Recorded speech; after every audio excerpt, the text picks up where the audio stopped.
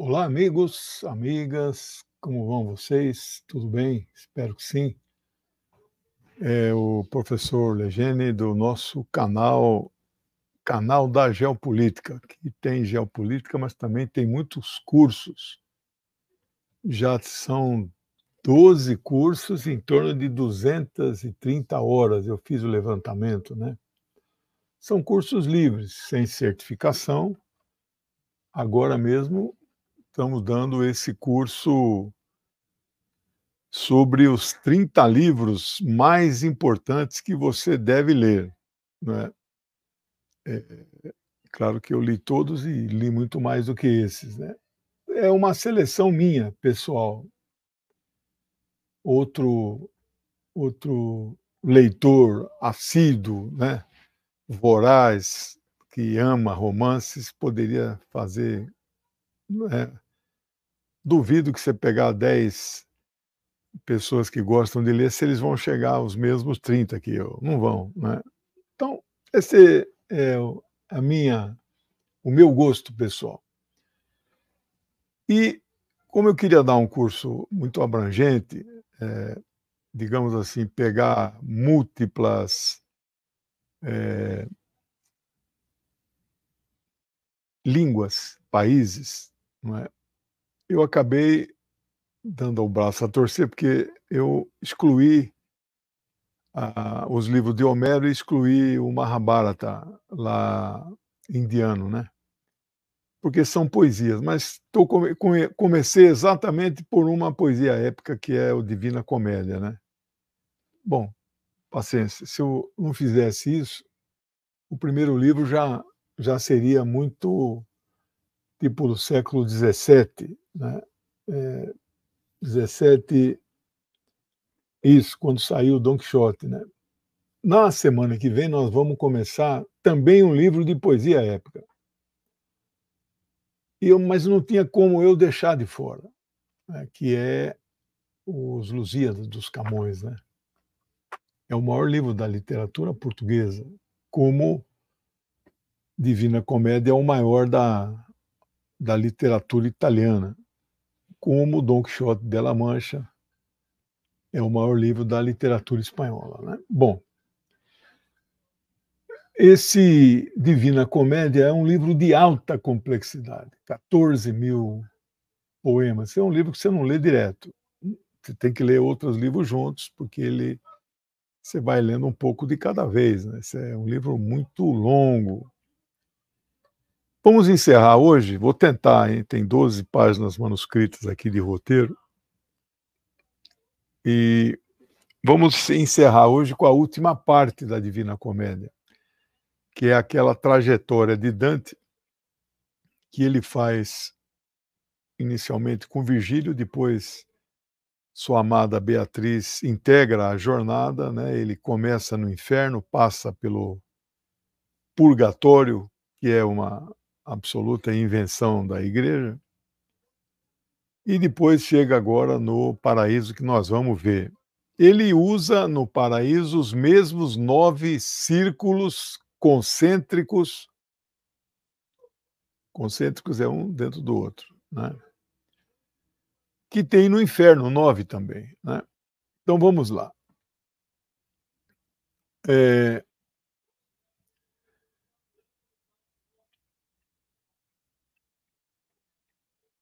ele dá nome a esses círculos, não é.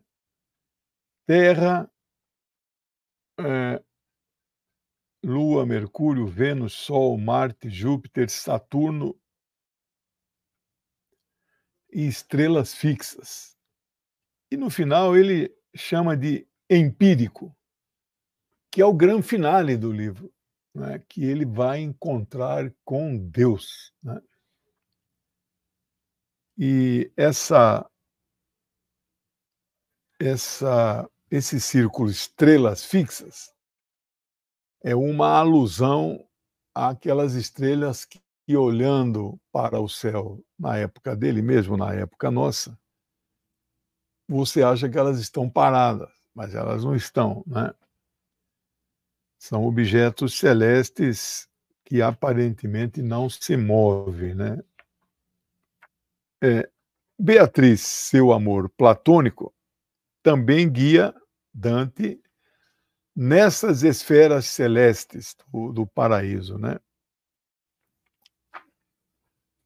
Eu quero dizer que hoje eu vou fazer uma experiência nova.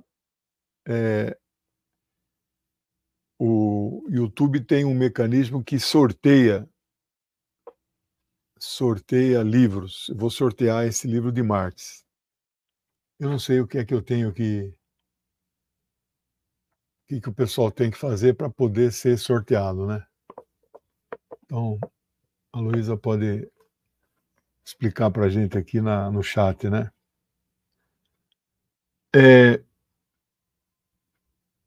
Essas esferas são esferas cosmológicas, né, e é muito parecido com a cosmologia de Aristóteles, ou cosmologia aristotélica. Aristóteles era um cientista, não era só um filósofo, né. Eu me considero um cientista. Esse negócio de ciências humanas, exatas, biológicas, sou um cientista, ponto final, não tem nada que dividir a ciência.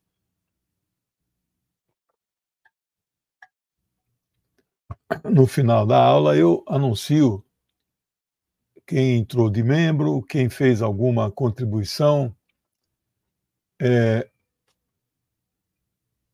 Olha aqui, ó. Então, quem escrever um comentário no chat estará concorrendo ao livro. O livro vai autografado, tá bom? Eh,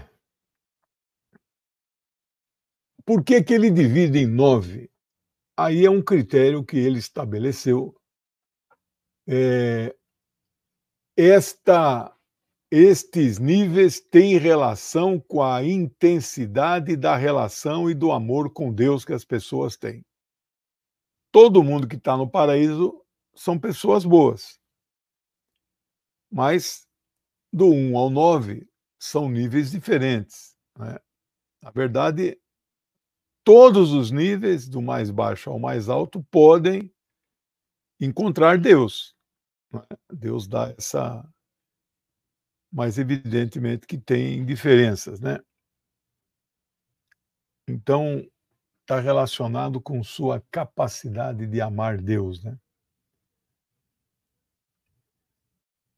Daí, então, nós vemos que, mesmo no céu, não são as pessoas não são todas iguais, elas são diferentes, né. Há uma espécie de hierarquização do céu, né. Seriam classes sociais? Não necessariamente, mas há diferenças, não é. Mas você nunca imaginou o paraíso como local de absoluta igualdade, felicidade e harmonia, né. Dante não vê assim. Bom, então nós podemos concluir, né, que todas estas almas, aí tratam-se de almas, não pessoas, né, não tem peso, né. Ainda que elas mereçam estar no paraíso, Dante vai formular uma hierarquia, não é, que concebe a algumas pessoas maior ou menor espiritualidade, né, ou uma espiritualidade mais desenvolvida. Eh, e o único critério, a linha de corte que ele coloca para quem tem mais ou menos espiritualidade é a proximidade com Deus, seu amor a Deus, a sua capacidade de orar a Deus. Ah, aí daqui está começando a nos acompanhar. Obrigado, viu? Olha que está me dando de trabalho esses cursos, mas na verdade é um desafio intelectual, né? Os cursos são livres, gratuitos, sem certificação, mas eu, desde a uma, eu estou aqui né, estudando, escrevendo esse roteiro, né, para fazer o melhor, né, dar o melhor de mim, compartilhar com vocês o conhecimento mínimo que nós temos, né. Portanto, então, a divisão celestial, ele estabelece um critério, ele divide em virtudes cardinais e virtudes teológicas. Eu vou explicar cada uma dessa nas esferas. Mesma coisa que círculos concêntricos, um dentro do outro, né? A mais simples das esferas, a mais básica, a primeira é a Lua. Ali ficam, as almas virtuosas, é verdade, foram virtuosas em vida, mas em algum momento de suas vidas abandonaram os seus votos de virtuosos e afrouxaram. Isso não as fez ir para outros níveis, nem purgatório, muito menos o inferno. São almas boas. Só que você tinha que ser virtuoso a vida inteira. Não pode desistir, não pode fraquejar, né? Então, no quesito, abre aspas, virtudes com a coragem, estas almas foram classificadas, isso na cabeça do Dante, né? Insuficientes. Por isso que elas estão nesse nível mais baixo, mas estão no paraíso, né? E como ele faz em outras partes do livro, ele menciona pessoas historicamente eh, definidas, existentes, todas elas mortas, uma ou outra que são figuras míticas, não existiram, né? Eu vou mencionar. Aqui ele menciona algumas pessoas do seu relacionamento. Ele fala de Picarda, com 2 Cs, Picarda, que é irmã do seu amigo, que tem o mesmo nome dele, Dante Forese Donati. Então ela é irmã, né? E aí nós registramos aqui, eu não vou dar o número do canto que corresponde cada uma dessas esferas, além de atrasar um pouco, não há necessidade. Aqui eu estou fazendo uma síntese eletrônica do livro. Nesta fase, então, Beatriz vai discursar devagar, sabe o que é devagar? Não é devagar, é divagar, teorizar sobre o conceito da inviolabilidade do voto ou dos votos sagrados. Uma vez feitos, não podem ser desfeitos.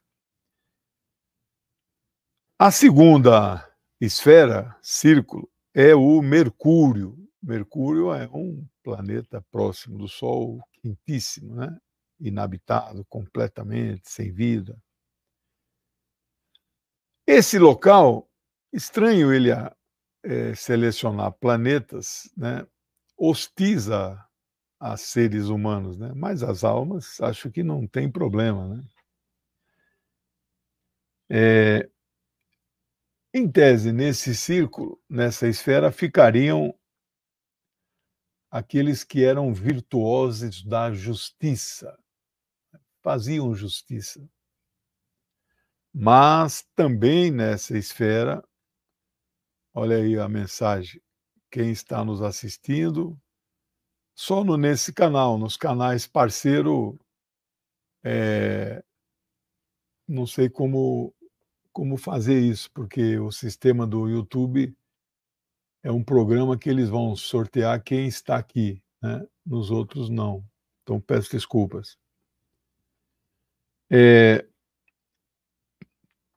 Aqui, então, as almas, elas fizeram um bom uso do seu desejo de fama. Todo mundo deseja um pouco de fama, ser um pouco famoso. Nem todos conseguem ser. E alguns conseguem ser demais e ficam vaidosos, né? Mas essas pessoas, então, eh,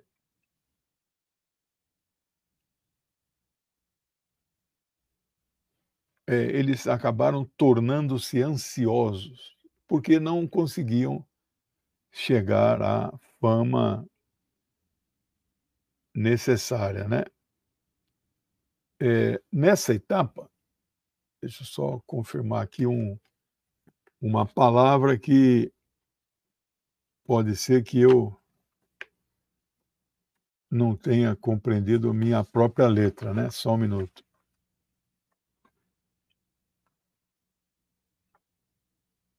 Né, sabia que estava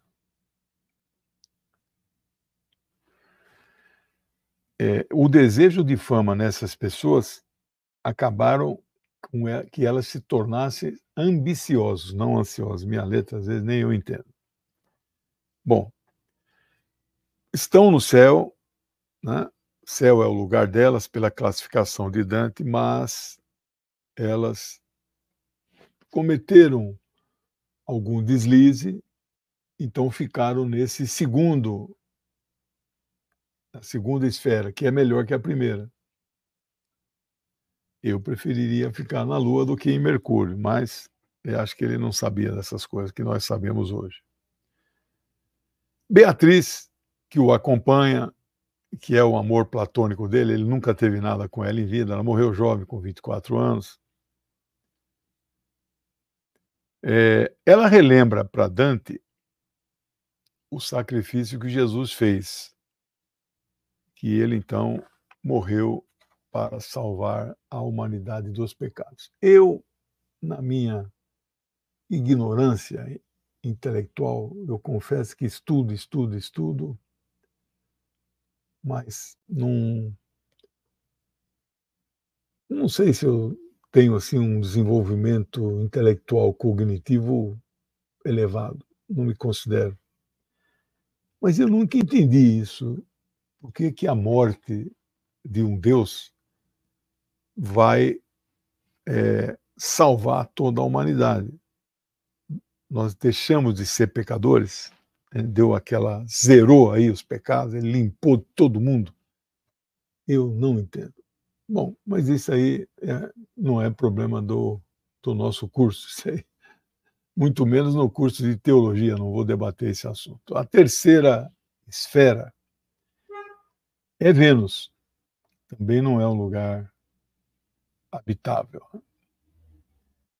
Aliás, eu gosto muito de astronomia e esses dias estudei aí a exploração de Vênus. Só a União Soviética explorou Vênus, outros países não.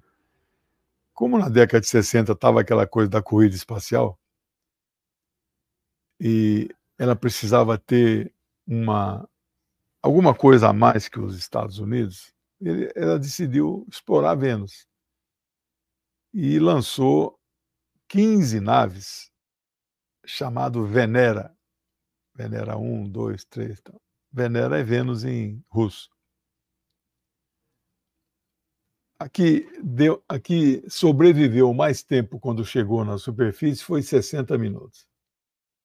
E mandou algumas fotos da superfície. As únicas que a humanidade tem foram feitas pela Venera. Então, Vênus, uma temperatura amena de 460 graus na superfície, né? E uma atmosfera de ácido sulfúrico.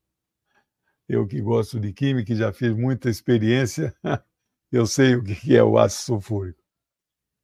Bom, esta é uma esfera de um tipo de virtude chamado temperança. Então, é uma pessoa de fibra, com temperança, né? Obstinado, no bom sentido do termo, né? Mas também tem sempre o mais, porque é do nível baixo do paraíso, né? As almas que aqui habitam elas até fizeram certo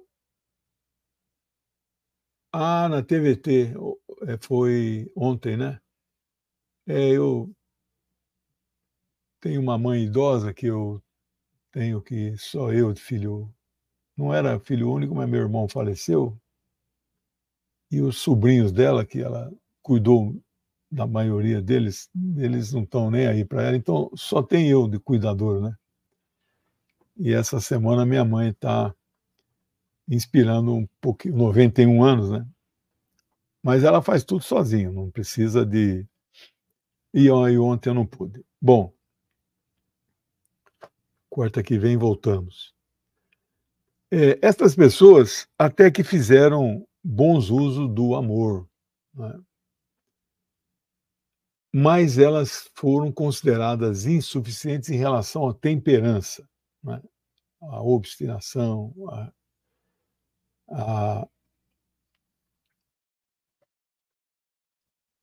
a fixar e tentar cumprir com todas as suas forças o seu objetivo, né, temperança. E aqui ele vai citar algumas pessoas, e eu sempre que ele cita algumas pessoas, eu vou em outros sites pesquisar um pouquinho para situar essas pessoas, né. Aqui ele encontra Carlos Martel de Anjou, morreu jovem, com 24 anos, viveu entre 1271 e 1295. Ele foi rei da Hungria, ou Hungria, filho do rei Carlos II de Nápoles, e também tinha descendência do rei Luís VIII, rei de França, né. Essas casas monárquicas, elas casavam entre si, né, para até como forma de política de Estado, né, ou para ampliar o Estado, ou para apaziguar, né. Tá brigando com o império, o reino aqui do meu vizinho, eu vou dar minha filha para casar com o filho do rei do vizinho, aí voltamos a ficar amigos, né. Carlos Martel de Anjou. Ele encontra também Cuniza da Romano e Folquete de Marsella. Aí não achei muitas informações sobre essas pessoas. No entanto, uma outra que ele menciona, Raabe, Raabe é provavelmente a alma mais importante nessa esfera, né, mas é uma figura mítica, eu falei que falaria quando seria figura mítica. Ela é um personagem bíblico do Velho Testamento que morava na cidade de Jericó e ajudou os israelitas a tomarem a cidade, né, capturarem a cidade. Então ela é uma traidora, não é? Traidora do povo cananeu, filisteu que morava em Jericó. Então ela trabalhou para o inimigo conquistador, que eram hebreus, judeus, né? Você vê como são as coisas, né? Moisés é libertador, Josué é libertador, mas do ponto de vista de quem? Do ponto de vista dos filisteus que moravam na terra, Josué não é libertador, é conquistador, ou não? Estou enganado? Do ponto de vista dos judeus, hebreus, aí pode figura mítica também, né, não existiu, não tem comprovação dessas figuras, mas vamos dar de que ele tem existido, né. Então, ele é um conquistador, né, das terras dos meus ancestrais, que também eu tenho um pezinho lá, né. Eh, então é no livro 2 de Josué, né.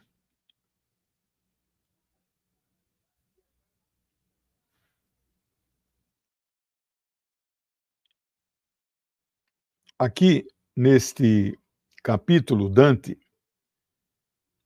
menciona o fato de que a cidade que ele nasceu, Florença, produz um tipo de planta, flor, chamado florim. É considerado uma flor maldita, né? E Dante, tudo que eu falo aqui, ele escreveu nos versos, né? Dante considera esta flor maldita responsável pela corrupção que havia dentro da igreja, né? Então, uma flor que é culpada. No quarto, na quarta esfera, é o Sol. É possível o Sol ser paraíso, você morar lá no Sol. Mas eu acho que ele não entendia muito o significado o que eram esses planetas. O Sol não é um planeta, né? É uma estrela. Bom, no Sol ficam as almas dos que em vida foram sábios. Agora começa então a melhorar o nível. Então os 3 primeiros são níveis que têm sempre um senão. Agora são níveis melhores. Aqui estão os sábios. Eles então, o Dante faz uma relação desta quarta esfera com a prudência.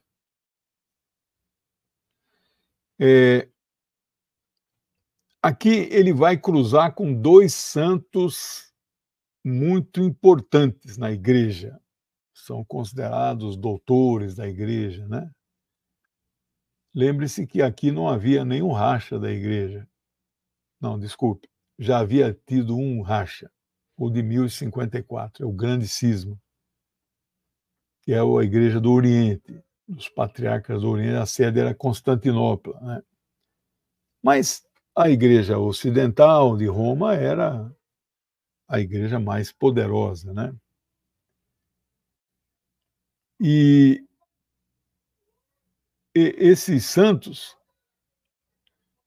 Dante cruza com eles em sua jornada celestial, né?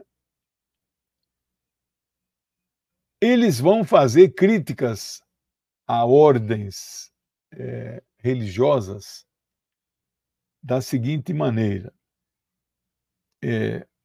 ele encontra com São Tomás de Aquino. O nome dele era Tomás, não tinha sobrenome. Aí o pessoal falava Tomás de Aquino, ele nasceu em Aquino. Um doutor da igreja, um frade dominicano, viveu entre 1225 e 1274, 49 anos, morriam cedo naquela época. Ele conta para Dante a história de outro santo. Não quer dizer que esse santo estivesse lá. Não estava. Que santo é esse? São Francisco de Assis. O nome da ordem não é franciscana, é a Ordem dos Pregadores. Francisco, que morava em Assis, né, viveu entre 1181 e 1226. 45 anos, jovem, né?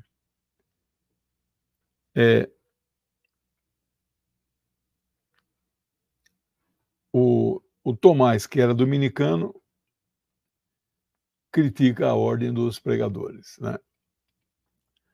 Aí Dante, mais para frente, vai encontrar com São Boaventura, ele que viveu entre 1217 e 1274, século XIII.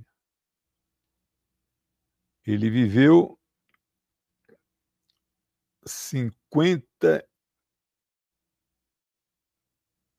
57 anos. Também morreu jovem.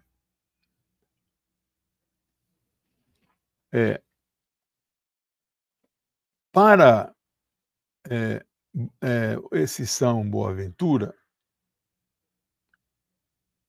ele narra a vida. Quem narra, né, é o Boaventura, né, narra a vida de outro santo, São Domingos, né, da ordem dos dominicanos. São Domingos viveu entre 1170 e 1221, né, morreu com 51 anos.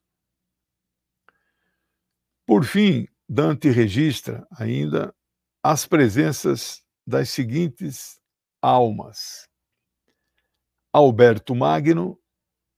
Ele foi um filósofo, escritor, um cientista que viveu entre 1193 e 1280. Pedro Lombardo, também filósofo, viveu entre 1100 e 1160. E Sigurd de Brabante, também filósofo, viveu entre 1240 e 1284, viveu só 44 anos. A quinta esfera, então Dante está andando, subindo nas esferas, né? Ele vem lá das profundezas, passa no purgatório, agora ele vai subindo. Olha aí, quem está aí chegando agora, vai ter sorteio hoje, vamos ver essa experiência de sorteios, como é que ela fica.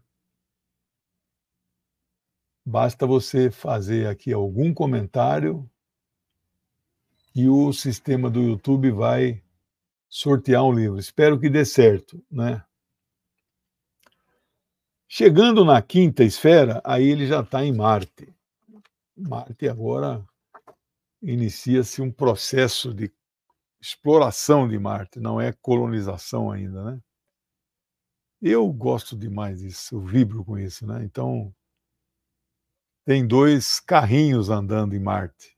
Eles chamam de rovers, né?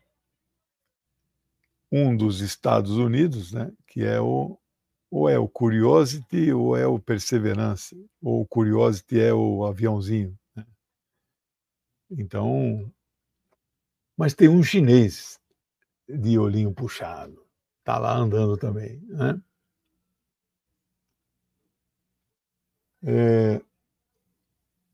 Nessa esfera ficam as almas que tiveram em vida coragem. Elas encarnam a coragem, mas uma coragem muito especial. É a coragem dos que lutaram pelo cristianismo. Então, não é uma coragem qualquer, né? É aqueles que defenderam o cristianismo.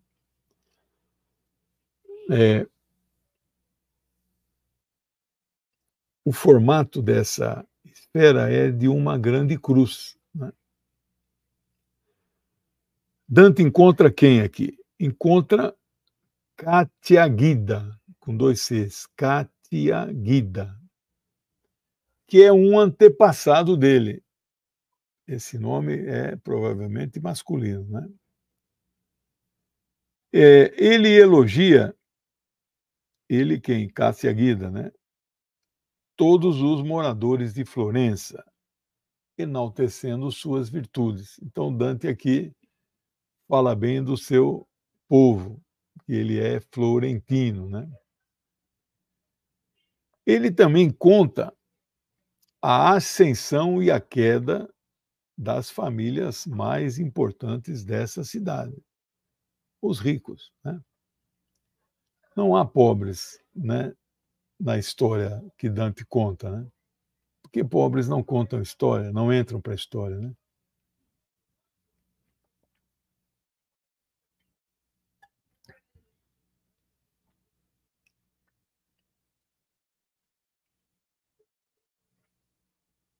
E esse antepassado dele, Catiaguida, diz a Dante, né?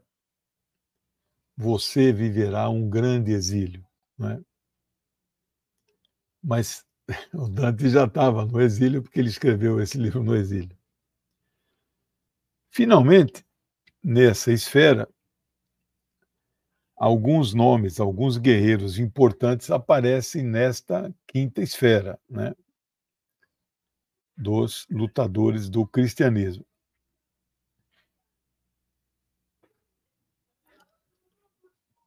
Josué, que eu acabei de falar, é do Velho Testamento. Ninguém sabe quando nasceu nem quando morreu, porque não há registros de sua existência. Depois um outro também que pouco se sabe dele, Rolando, só tem o primeiro nome. Diz que era um líder militar francês. Este sim é importante, chamado Carlos Magno, não é? Rei dos francos, viveu entre 742 e 814. Ele nasce no século 8, morre no século 9. Então, ele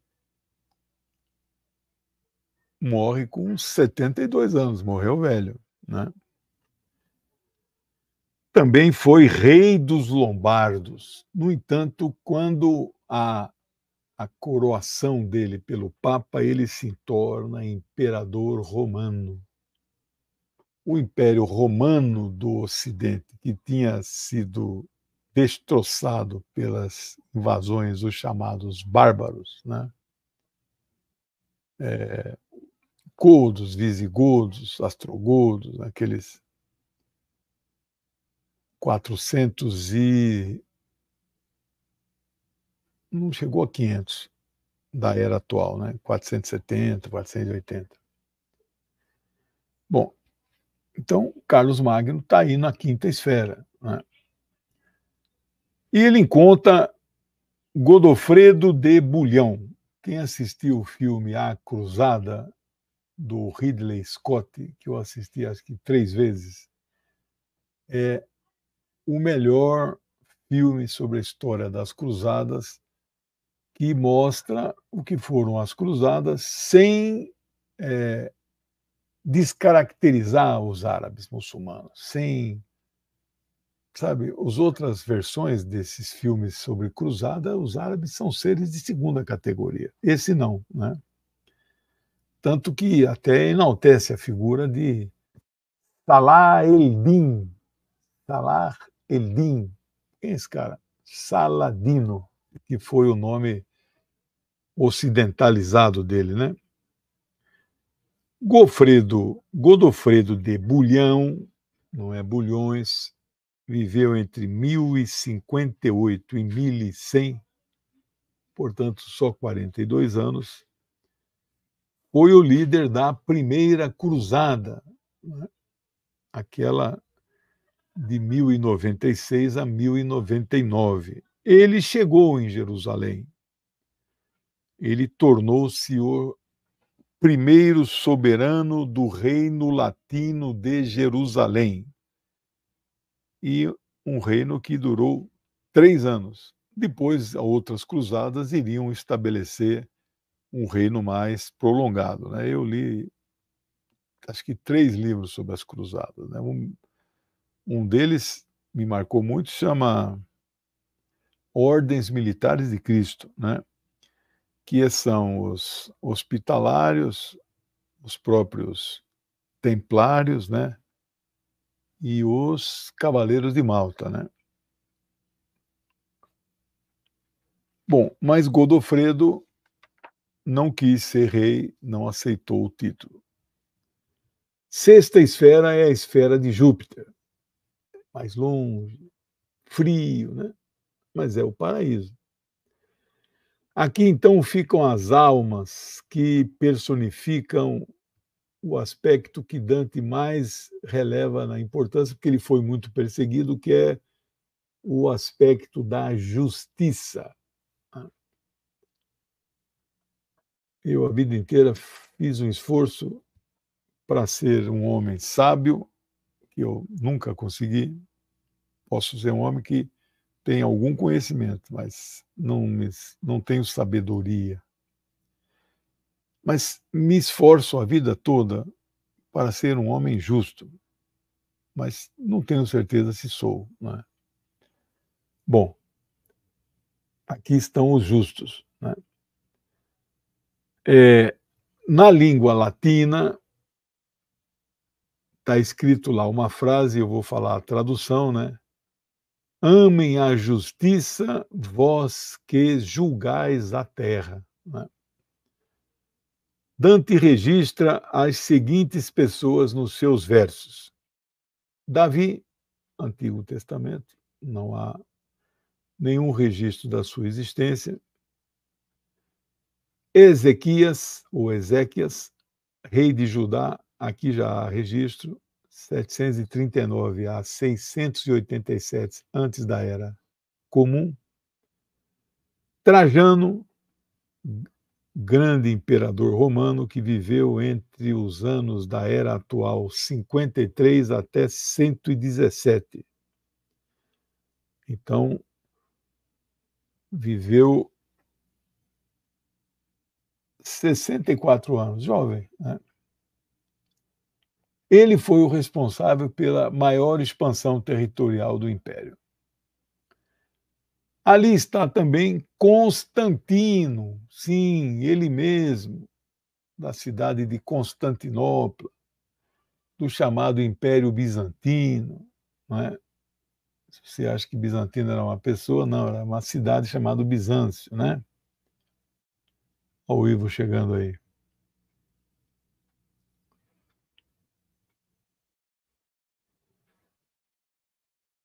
Constantino foi imperador romano, muito importante. Ele viveu entre 272 e 337. 65 anos. Então, eu já passei de toda essa turma aí, eu estou com 67, né? Por que que ele foi importante? Ele foi o primeiro imperador que se converteu ao cristianismo, mas ele não confundam, não foi ele que levou a religião cristã à condição de religião de Estado. Não foi ele, foi Teodósio, 480, 90, antes do Império acabar, né? Mas ele teve um papel fundamental. Por quê? Porque ele convoca o primeiro concílio ecumênico de 21 que foram acontecidos. Teve 5 antes desses que não são considerados grandes concílios ecumênicos, etc. Esse foi o primeiro, no ano de 325, realizado na cidade de Niceia, hoje na Turquia. E não fica também você falando o que você não sabe, que foi nesse concílio que eles escolheram os 4 evangelhos como canônicos, né? E desprezaram 9 outros que já se conhecia, né? Eu tenho um livro aqui com esses 9, é um livro desse tamanho, né? Eu li todos eles, a tradução, claro, e muita nota de referência. São os chamados evangélicos, alguns chamam de apócrifos, outros chamam de gnósticos, né? Mas não foi nesse concílio. Os evangelhos já estavam escolhidos nesta época, né? Este concílio é o que nós vamos ver isso na aula, no curso de religião, todos os domingos, viu? Vou terminar judaísmo esse domingo, semana que vem começo exatamente o cristianismo, a 7ª religião em ordem cronológica da sua criação.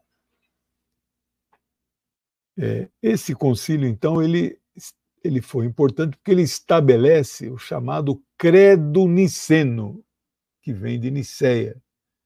Creio em um único Deus, todo-poderoso, Criador do céu e da terra e do universo, etc. Esse é o credo niceno. Jamais criado, né? E aí aquela mistura, né, de Pai, Filho, Espírito Santo, que é a Trindade. Esse é o credo niceno. Porque havia muitas correntes, né, o arianismo, né? Mas eles então impõem ali a força. A força, sim, pela maioria né, dos bispos presentes, ali em torno de 300 e poucos bispos, né? Mais para frente ele vai encontrar Guilherme II da Sicília, foi o rei da Sicília.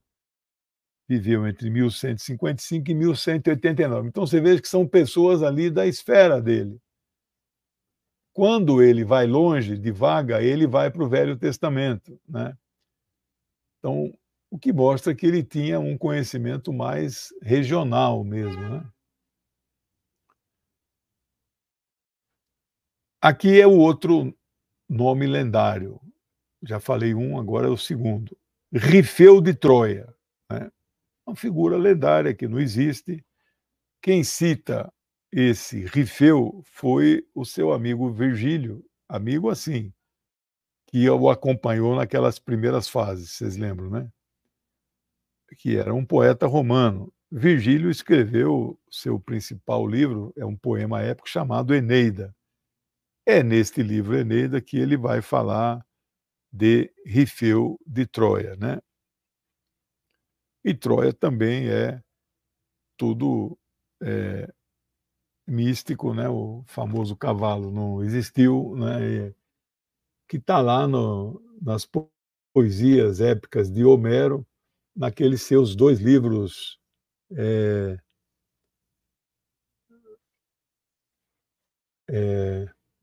Ulisses,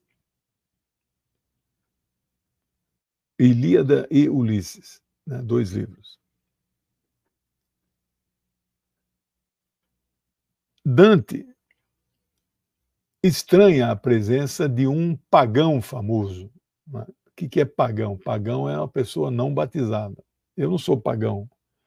Me batizaram a minha revelia, não me consultaram, né? Mas eu não sou pagão, né? Mas esse pagão é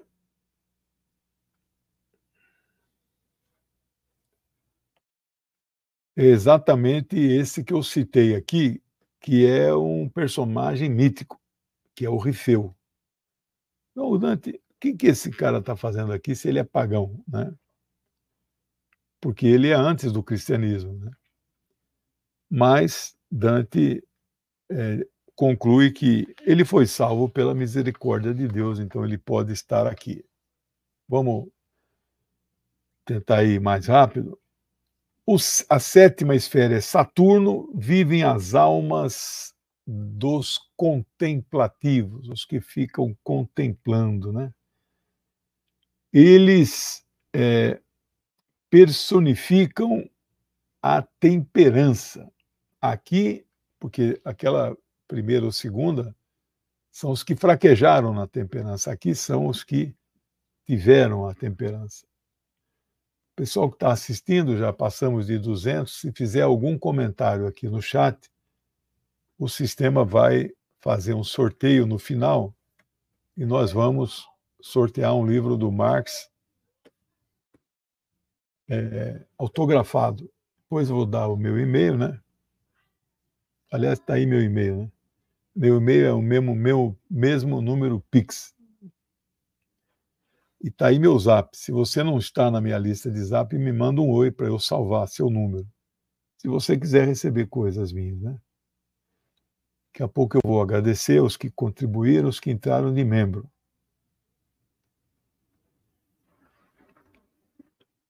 Dante encontra neste círculo, nesta esfera, Pedro Damião. É um monge vinculado ao Papa Leão IX, é um monge reformador, ajudou a igreja a fazer alguma reforma. Também é um doutor da igreja, é a igreja que nomeia, você não faz nenhuma tese de doutorado, nada, ela que diz quem é doutor ou não. E ele viveu entre 1007 e 1073, antes das cruzadas. Então ele viveu 66 anos, também já passei esse aí. Aqui Dante vai fazer uma discussão do que ele chama de monasticismo.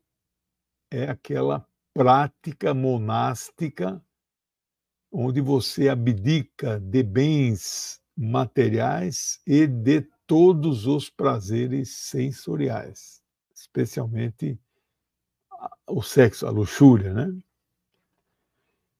Ele também discute a doutrina da predestinação. Eu estou predestinado, né? Alguma coisa que pode significar uma destinação antecipada de salvação, né? E, por fim, ele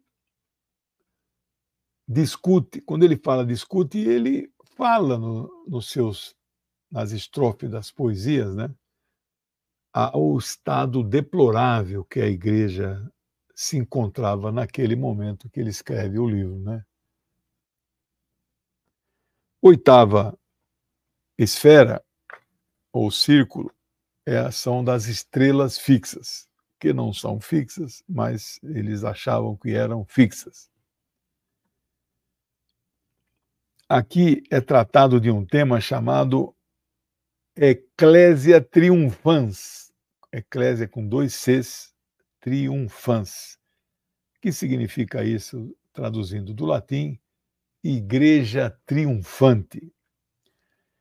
É formada por aqueles que têm uma visão beatífica, não é? E estão todos no paraíso. Esses aí compõem essa igreja triunfante, né? Dante encontra neste círculo, que é o penúltimo, Jesus e Maria, né? Aí São Pedro aparece e vai testar sua fé. Santiago vai testar a sua esperança e São João, o evangelista, né? Eu não sei se é o mesmo São João o Batista, acho que não. Vai testar sobre o tema amor. Por fim, a nona e última esfera, primum mobile, ou primeira esfera a ser movida. Aqui é a última esfera, o último círculo. Quem movimenta essa esfera é o próprio Deus dos cristãos. Quando ele move essa esfera, todas as outras esferas se movem. Não sei as razões pelas quais essas esferas precisam ser movidas. Por fim, tem uma região chamada Empíreo. Empíreo é uma região muito além da existência física, né? Todas as almas dos crentes que estão nesta região são como se fossem pétalas de rosa e elas, então, compõem uma rosa muito grande, né? Beatriz, a sua amada virtual platônica, entrega Dante a São Bernardo. Bernardo, o nome dele é Bernardo de Claraval. Ele foi um líder cruzado também, matou milhares de cristãos, matou milhares de judeus e muçulmanos, mas é um santo, né? Então, quando Beatriz entrega Dante para Bernardo, ele então vai celebrar uma missa para Maria, em nome de Dante. Por fim, Dante chega à presença do Deus dos cristãos. Quando então lhe é concedida a compreensão das duas naturezas de todos os seres criados por Deus, a natureza divina e a natureza humana dos seres. Tudo aqui está além da compreensão humana. Então é o grande finale de Dante. Bem no finalzinho, Dante tenta compreender os círculos que envolvem o Pai, o Filho e o Espírito Santo. Como é que eles se encaixam. Mas ele termina dizendo, abre aspas, este não é um voo para as minhas asas. Fecha aspas, e termina a comédia que o seu admirador Boccaccio vai chamar depois de divina, de tão fantástica que é.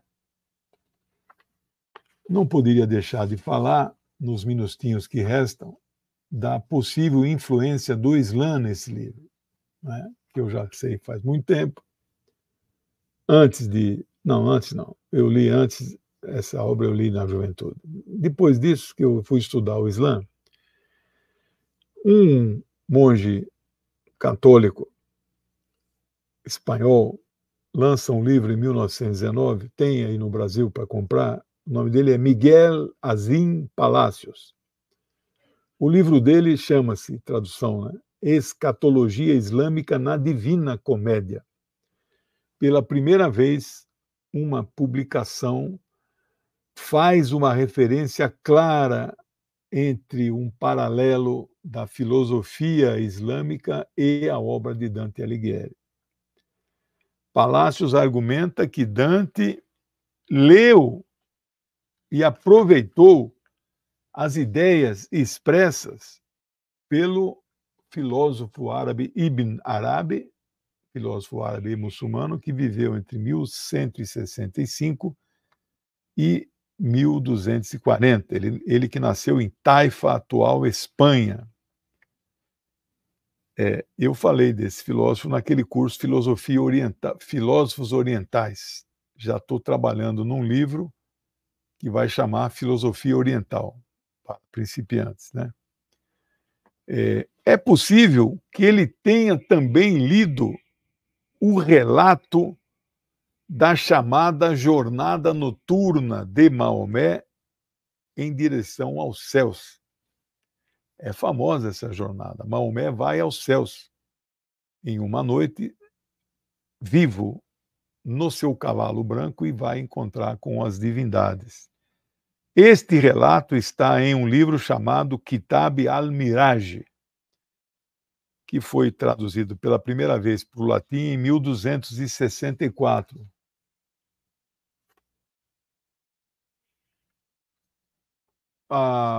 Francisco, não dá para comparar com classe, porque não tinha burguesia nessa época, né?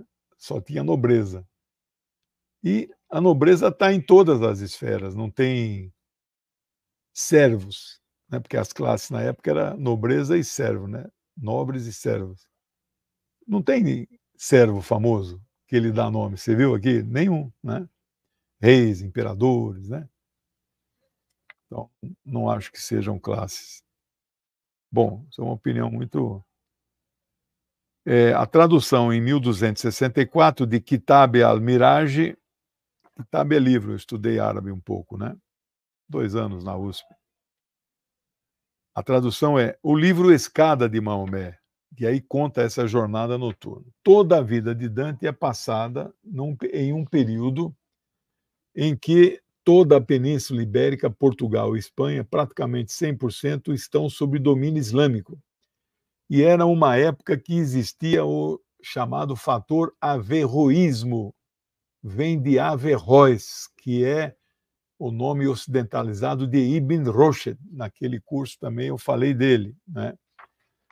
Então era um grande filósofo islâmico. Dois dos citados por Dante no Paraíso, que é Tomás e Sigurd de Brabante, foram fortemente influenciados por Averroes, que é o maior comentador de Aristóteles. Então, esta é a última parte da aula, parte 5 da aula de Dante, da vida dele e da sua grande e magistral obra. Vamos agora ao sorteio do livro. Vamos ver aí como que vai ser esse sorteio. Todo mundo que fez algum comentário está concorrendo.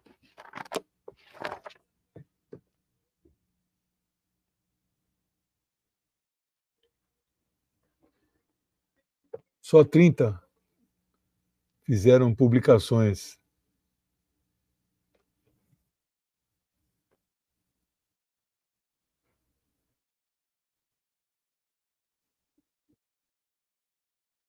Luiz Lima ganhou o livro. Então, esse e-mail que está aqui na tela, manda um e-mail para mim com o endereço que eu vou mandar o livro autografado. Agora vamos às pessoas que fizeram alguma doação e 2 pessoas entraram de membro, é a melhor forma de ajudar o canal. A Paula Eduarda e o João Manuel. Muito obrigado.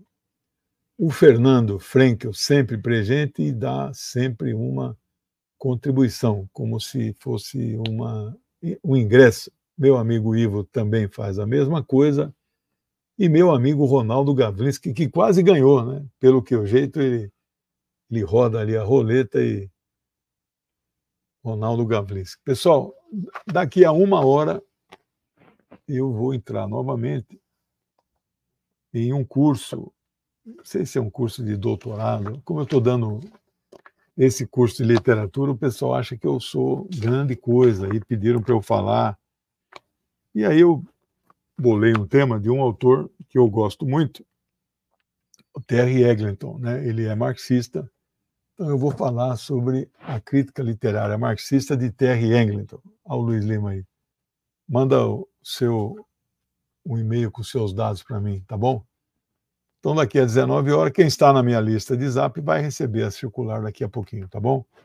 Obrigado, um beijo a todos, bom resto de semana aí. Tchau, pessoal.